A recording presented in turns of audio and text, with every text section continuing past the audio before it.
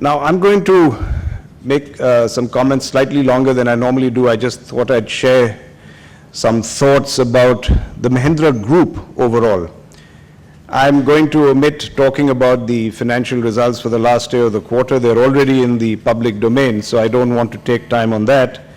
I want to use the limited time allotted just now to me to talk about the Mahindra Group. As I said, not just M&M Limited, but about the entire group, and how, because of what I believe is our unique approach and structure, this group can contribute to strengthening the national economy at this very exciting time in the history of India. Now, I don't intend during this address to throw in any comments about the number of billions of dollars that we are going to invest or that we are going to grow our business to. I have always found that whenever we as a group set very high qualitative aspirations, the quantitative results follow, and we always exceed whatever investment and growth targets we set for ourselves. So I'm going to make some conceptual comments. In speaking of the group, I will invariably find myself speaking about the state of our country, because it's uncanny, it's remarkable how our destiny as a group and India's destiny have always been intertwined. In fact, in the Mahindra Group, we like to say that India and the Mahindra Group share the same horoscope. Because we were born, company was registered on a very significant date, October 2nd, 1945, Gandhiji's birthday. And we started business in the first flush of Indian independence. So whether it was off-road transport in the 40s, tractors in the 60s, sunrise businesses like IT and finance in the 90s, or aerospace and private equity in the 21st century, we have become prosperous by playing a role in India's progress, by choosing businesses that are really in alignment with India's needs. So when India wins, the group wins, by doing the very things that India needs. So can India win today? And what can the Mahindra Group do to facilitate that victory? Now, when I spoke to you at the AGM last year, the general mood, very frankly, was gloomy. But today, as I stand here, the mood couldn't be more different. The people of India have spoken loudly and clearly and sent out an unambiguous message of hope. There is, frankly, a renewed sense of purpose in the air. And even as we speak, an Indian orbiter is winging its way to Mars. It's been launched with typical ingenuity at an amazingly frugal cost. The Hollywood movie called Gravity, which was set in outer space, cost $100 million to make. But our rocket, Mangalyaan, has actually reached outer space at a much lower cost of $72 million. This is an audacious and an aspirational initiative. But why am I talking about the Mars mission at an AGM? Because I think it's symbolic of where we are today. I believe this could well be our chance to regain our lost momentum. And of course, Mangalyaan is not in the Mars orbit as yet, and neither is the country. At the moment, Mangalyaan is 100 kilometers away from Earth, orbiting the Sun. And it's going to take a series of very delicate trajectory maneuvers and utmost precision of timing it for it to break into the Mars orbit. And if that happens, we'll be pioneers. But if we lose that chance, we are also going to be eternal also-rans. So India is at an audacious moment in its history, but it's not there yet. I, of course, believe we will succeed. And I also believe that success will be a joint enterprise, not the government's task alone. As they say, you can't whistle a symphony. A great piece of music calls for the coordinated talents of many players. And I hope that the Mahindra Group can be one of those players. And that brings me to the group. I'm often asked, what is the rationale for having a group of companies that appears to be so diverse? We are not even a conglomerate that combines these businesses into one entity. What we are is a very flexible federation of companies, each of which is autonomously empowered to reach its goals. So let me ask you to think of the group as a weaver's loom. There are many strong threads vertically, and there are many strong threads horizontally. And the real value of the loom emerges only when a selected group of individual threads are woven together in a pattern to produce a coherent and pleasing fabric. So being a group enables a bunch of seemingly unconnected businesses to come together in an unexpected way. And let me elaborate. Each individual business, of course, has its strategies, goals, and profit targets. But at the highest levels of strategy, we look at more than individual company balance sheets. We look at areas of broader business opportunity.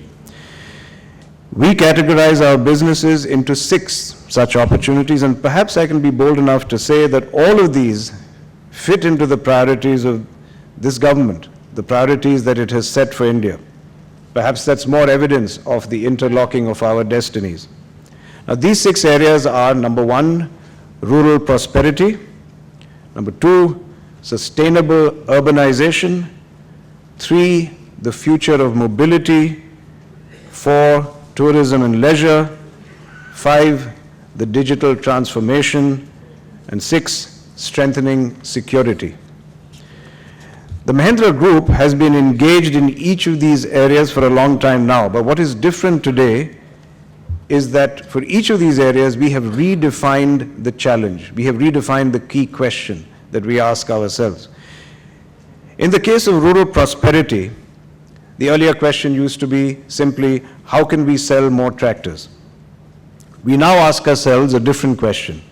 We ask, how can we enable rural residents to both create and experience more value in their lives? What businesses will help them rise and allow us, while they rise, to share in that value creation? And that changes the entire paradigm. Now it's just not a matter of selling more tractors. To answer this new question, M&M will have to sell more tractors, of course, but additionally our agribusiness group will provide technology, seeds and know-how, and upgraded inputs. Mahindra Shubh Labh will work with farmers to grow more value-added crops and fruits. Mahindra Solar can provide distributed power where there wasn't any before. Mahindra Financial Services will lend them money not just to buy tractors, but also to build homes. And Mahindra Insurance Brokers will insure their lives and their health. These seemingly very disparate companies working together can bring about a rural transformation. That is the power of the group. The second area of the opportunity that I mentioned is sustainable urbanization. By 2030, 590 million Indians will live in cities. But how are these millions of people going to live with our existing cities already bursting at the seams? And the obvious answer is new cities. 100 smart cities, as the Prime Minister has declared.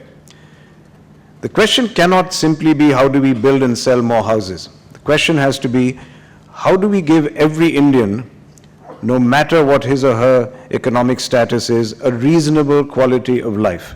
How do we redefine the concept of sustainable urbanization? And I think we've started on the journey to find answers to those questions. So imagine, if you will, a city planned from the ground up by Mahindra Life Spaces. It will offer ecologically certified residences across the economic spectrum. In its green open spaces, apart from trees and flowers, you will find vegetables grown in vertical gardens by Mahindra Shubh Labh. The city will have a university where the engineering college is run by Mahindra École Centrale. And those who don't want to go for higher education but prefer a vocational training will be groomed in skills by Mahindra Namaste, a new venture for vocational training. It will be a smart city with a digital spine provided by Tech Mahindra. Within the city, transport will be by electric vehicles from Mahindra Reva. Transport between cities could be through hybrid vehicles. Now, of course, this is just a scenario I'm painting, but I wanted to give you an idea of how much the group's seemingly diverse and unrelated businesses could contribute to the goal of sustainable urbanization. Moving to the future of mobility, the challenge statement is no longer going to be which vehicle is our customer going to buy. Because consumers today are seeking a balance between cost, convenience, performance, quality, safety, and fuel efficiency.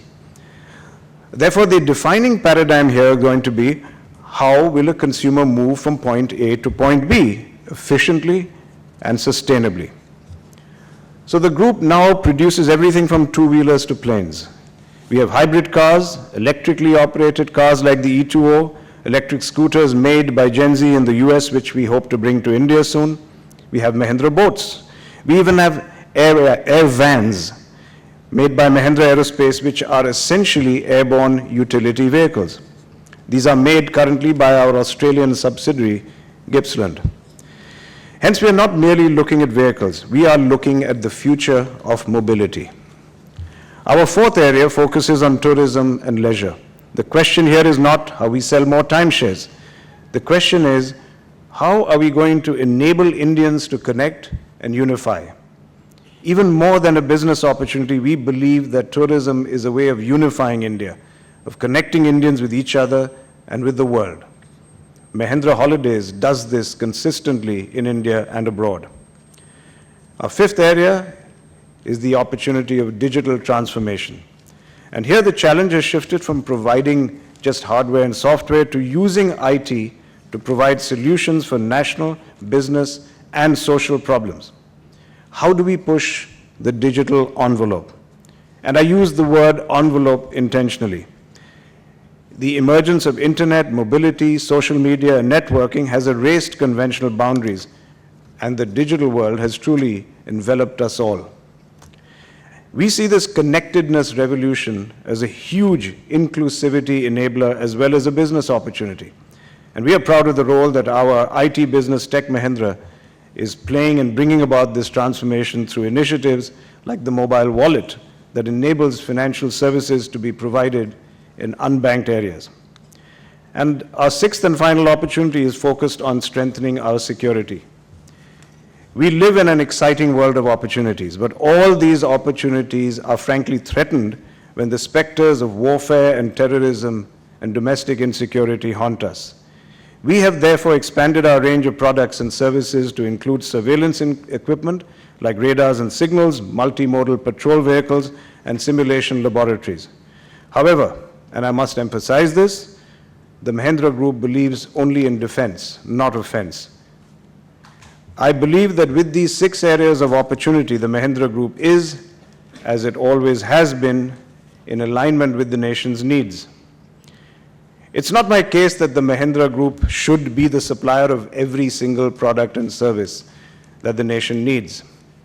But it is my case that the Mahindra Group already possesses a repository of perspectives, processes, and skills that may be of relevance to the task of accelerating our economic growth. We intend to put our shoulder to the wheel and not just benefit from the imminent thrust of economic growth, but also to be recognized as an enabler of that growth. This country deserves to be in a higher orbit, and we intend to help it get there. Thank you for your patience.